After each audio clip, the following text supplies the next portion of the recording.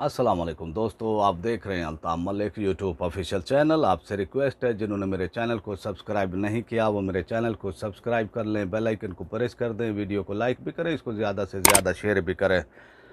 अब बात करेंगे तहरीक लब्बैक के वो सरबराह के हवाले से कि उनकी रिहाई क्यों मुमकिन नहीं हो सकी और हुकूमत क्या वो चाहती है और क्या हुकूमत के अज़ाइम हैं। क्या हुकूमत अल्लामा हाफ़िज़ साद हुसैन रिज़वी साहब को रिहा करना चाहती है या नहीं करना चाहती। आज इस टॉपिक पर जो है खुलकर वो बात करेंगे। आपसे रिक्वेस्ट है हमारी, आपने ये हमारी वीडियो को कंप्लीट देखना है ताकि आपको जो है समझ आ सके कि हुकूमत अब जो है क्या चाहती है। हुकूमत की मनसूबाबंदी ये है, हुकूमत की प्लानिंग ये है कि साद रिज़वी साहब को जो है किसी भी तरह से रिहा नहीं करना। तो ये हुकूमत की वो प्लानिंग है और हुकूमत की वो प्लानिंग यही कि जब कल यानी ये मामला हुआ, सुप्रीम कोर्ट के फेडरल बोर्ड ने जब ये फ़ैसला दे दिया, मकबूल बाकर साहब ने जब डांट डपट की और हुकूमत पंजाब के वकील की और हुकूमत के वकील की कि भाई अगर आप दरख्वास्त वापस लेते हैं तो ठीक है, नहीं लेते तो फेडरल बोर्ड जो है अपना फ़ैसला देगा। इस डांट डपट का नतीजा था कि हुकूमत ने वो दरख्वास्त वापस ले ली। जब लाहौर हाई कोर्ट के फ़ैसले को बाईपास वो करते हुए हुकूमत पंजाब ने फेडरल बोर्ड से ये रिक्वेस्ट की थी कि तहरीक लब्बैक के सरबराह की डिटेन में जो है 1 माह की तोसी की जाए, और फ़ैसला बताया नहीं था कि लाहौर हाई कोर्ट ने क्या है। और इस तरह से हुकूमत ने यानी अंधेरे में यानी फेडरल बोर्ड को रखते हुए ये 1 माह की तोसी ले ली थी। जब ये बताया गया तहरीक लब्बैक के वकला की जानिब से जो सेक्रेटरी हैं फेडरल बोर्ड के उनको, और फिर उन्होंने जो है जब ये मामला रखा वो कल के इजलास में 9 अक्टूबर के इजलास के अंदर, तो फौरी तौर पर जो है मकबूल बाकर साहब और मुतलका 2 इरकान और फिर यानी हाई कोर्ट के वो जज साहबान और इसी तरह साद रिज़वी साहब को जो कोर्ट लखपत जेल के अंदर यानी डिटेंशन में हुकूमत की, तो उनको भी ऑनलाइन लिया गया। तो फिर ये फ़ैसला वो किया गया और फिर ये फ़ैसला उन्होंने कहा कि हमें आपने अंधेरे में रखा है। हुकूमत वो पंजाब के वकला की ठीक ठाक डांट वो डपट की गई। उनको जो है कहा गया कि भाई आप अगर ये दरख्वास्त वापस लेते हैं तो ठीक है, अगर नहीं दरख्वास्त वापस लेते तो फिर फेडरल बोर्ड अपना फ़ैसला सुनाएगा। तो इसमें फिर उन्होंने जो है ये दरख्वास्त हुकूमत पंजाब ने वापस ले ली। आप आते हैं कि भाई उनको रिहा क्यों नहीं किया गया। आप ये देखें कि कल जो ये सूरत हाल रही, CCPO के ऑफिस में जो वकला गए, फिर तो इस तरह फिर उन्होंने श्योरिटी बांध के वो बहाने CCPO ने ताख़ीर की, और जब वो लेकर आए श्योरिटी बांध और लेकर आए तो वो फिर जो है CCPO वहाँ से यानी वो चले जाते हैं तो ताख़ीर की जाती है, और फिर एक अफवाहों का सिलसिला वो शुरू हो जाता है और अफवाहें आती हैं कि भाई ये हो गया है, वो हो गया, और हुकूमत बिल्कुल खामोश थी।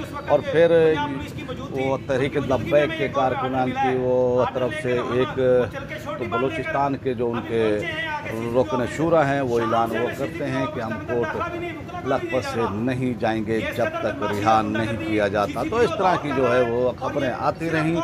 आखिरकार जो है सूरत हाल फिर कुछ वाज़ेह हुई कि पीर वाले दिन जो है रिहा करेंगे।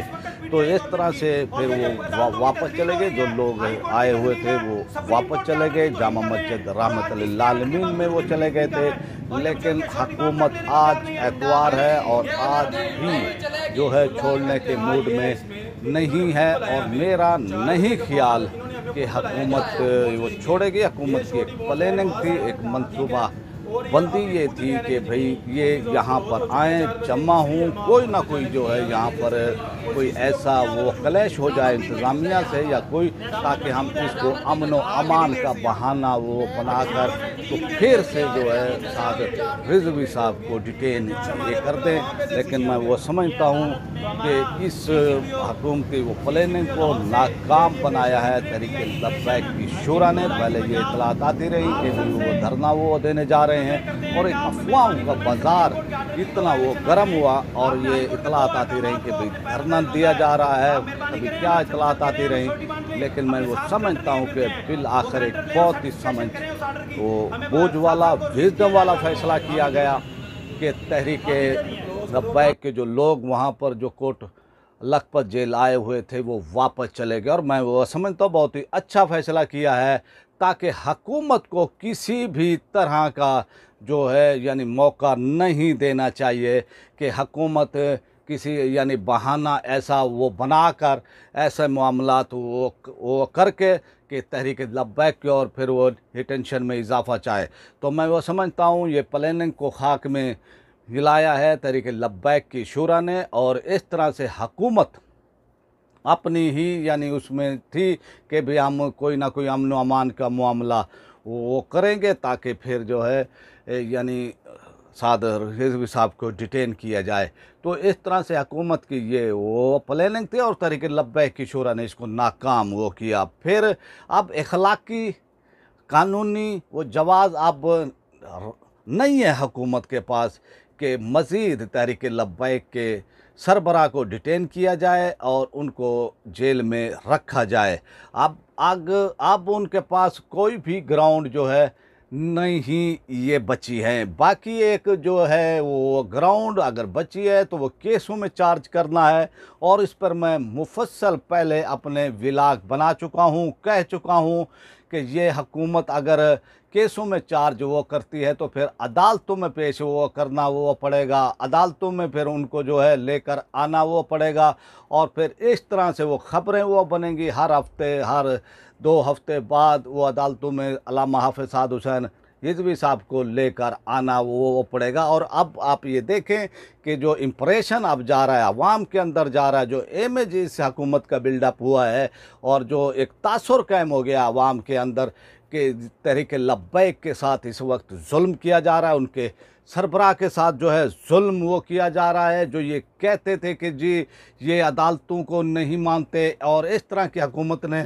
मुहिम वो चलाई थी तहरीक लब्बैक के ख़िलाफ़ कि ये अदालतों को भी नहीं मानते, ये पाकिस्तान के कानून को भी नहीं मानते हैं। लेकिन तहरीक लब्बैक ने कानूनी जंग अपनी शुरू की और आखिरकार कानूनी जंग में वो कामयाब हुए हैं। हुकूमत को हर उस पर जो है मौके पर शिकस्त हुई है। हुकूमत के पास अब यानी कुछ भी नहीं वो बचा है। आप ये वो देखें, हुकूमत ने जो भी इल्ज़ामात ये लगाए थे वो तहरीक लब्बैक पर, और वो तमाम झूठे हुए और ऐसा कोई भी हुकूमत सबूत देने में नाकाम रही है। और अब ये तासुर गहरा होता जा रहा है अवाम के अंदर, और मैं ये समझता हूँ कि तहरीक लब्बैक की वो क़यादत के लिए, उनके कारकुनान के लिए अवाम के अंदर जो है हमदर्दियों में इजाफ़ा हुआ है।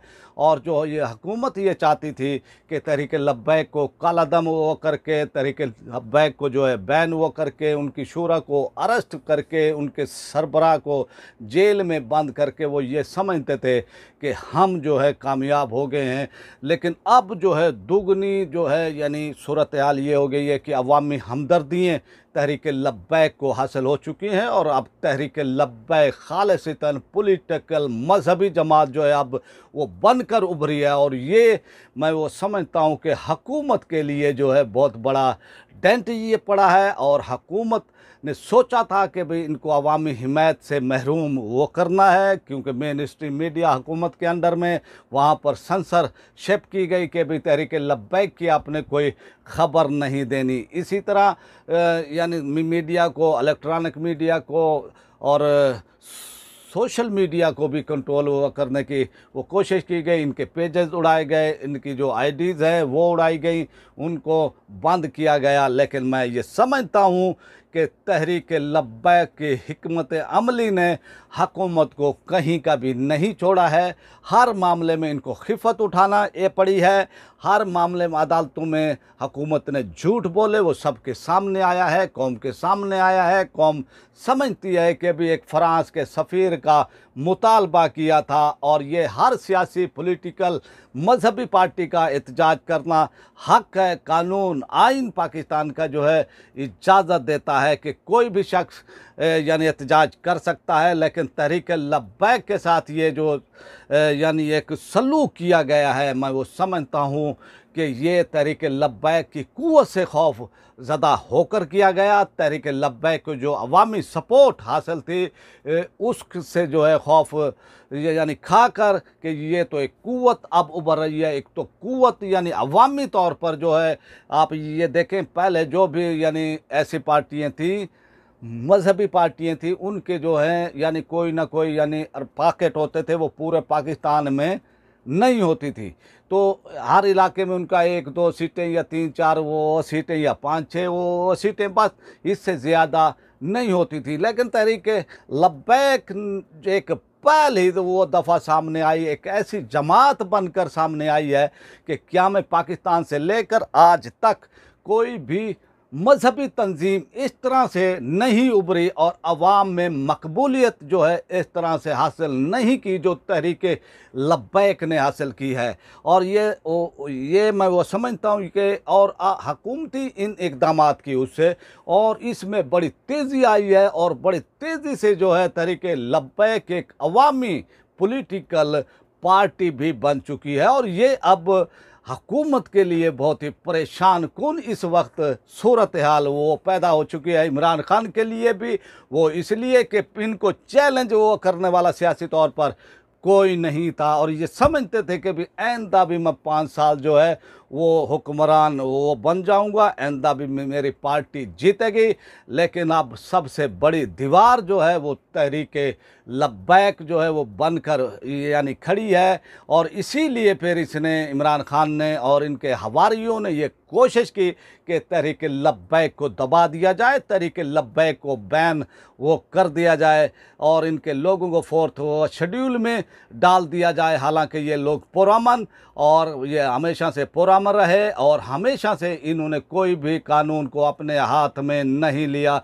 लेकिन ये हुकूमत की बदनीयती कि हुकूमत ने तहरीक लब्बैक के साथ ऐसा वो सलूक किया, लेकिन हुकूमती इक़दामात को, हुकूमती तमाम तर इक़दामात को, तमाम तर कोशिशों को अवाम ने नाकाम बना दिया है। और अवामी सतह पर इस वक्त तहरीक लब्बैक अपनी पीक पर है और यही अब हुकूमत को खौफ है और इसलिए जो है वो परेशान है। अब वो फैसला नहीं कर पा रहे हैं कि क्या करना है।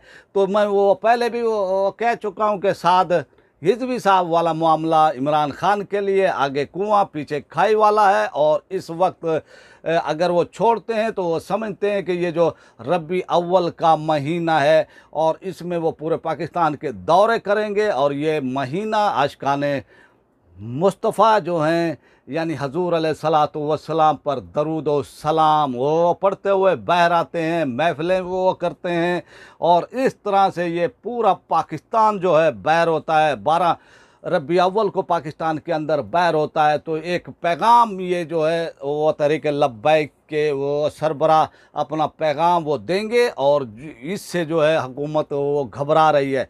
तो इसलिए अब हुकूमत फ़ैसला नहीं कर पा रही है कि क्या करना है।